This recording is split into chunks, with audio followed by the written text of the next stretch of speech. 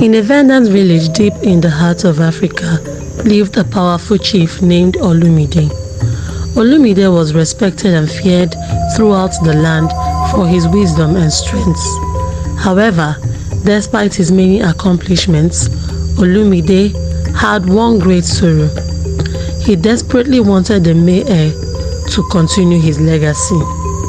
Olumide had several daughters, each one more beautiful and talented than the last. Yet, in his heart, he harbored resentment towards them because they were not the sons he desired. He believed only a son could uphold his name and rule the village with the same authority he did. Determined to have a male child, Olumide married many wives, hoping each one would bear him a son. The villagers watched as he brought bride after bride into his home, each time praying for the chief's wish to be fulfilled. His wives, fearing his disappointment, hoped with each pregnancy to bear the coveted May heir. Years passed, and eventually one of Olumide's wives gave birth to a son. The chief was overjoyed and celebrated for days, announcing the boy's name Adewale, which meant the crown has come home. The villagers celebrated with him, and the chief's heart swelled with pride and satisfaction. He showered Adewale with love and attention, neglecting his daughters even more.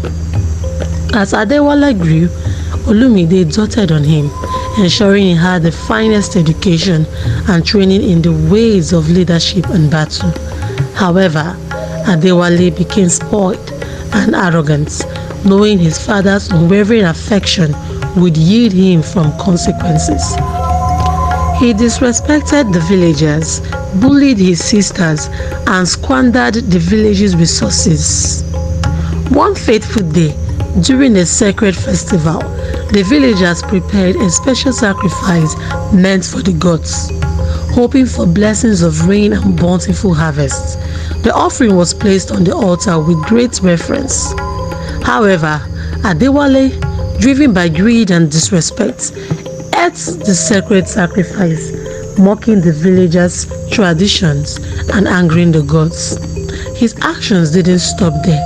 Adewale brought various women into his father's house, disrespecting the sanctity of the chief's compound.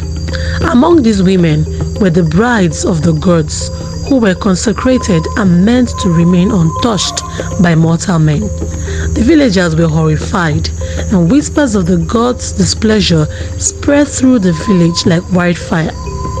Despite these transgressions, Olumide remained blind to his son's misdeeds, believing Adewale would eventually grow into his responsibilities, but the gods had seen enough. One day, Adewale encountered an aged strange woman on the outskirts of the village. He mocked and bullied her, oblivious of her true identity. The woman was, in fact, an avatar of the thunder god. As Adewale's taunts grew louder, the sky darkened ominously. A sudden flash of lightning split the sky, and a deafening slap of thunder followed. In an instant, a bolt of lightning struck Adewale, leaving him lifeless on the ground.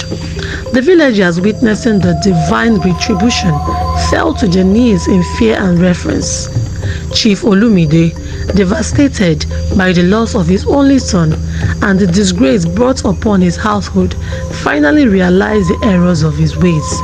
He had ignored the wisdom and potential of his daughters, and his dream of a worthy heir had ended in tragedy. Olumide called his daughters to him and apologized for his neglect.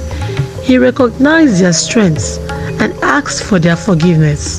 The daughters, compassionate and wise, forgave their father and vowed to restore the village's honor. Chief Olumide, now a humble and wiser leader, learned that true legacy is not about gender or a single heir, but about nurturing the talents and potential of all one's child or children. And so, the village thrived, guided by the wisdom and strength of those who was once overlooked.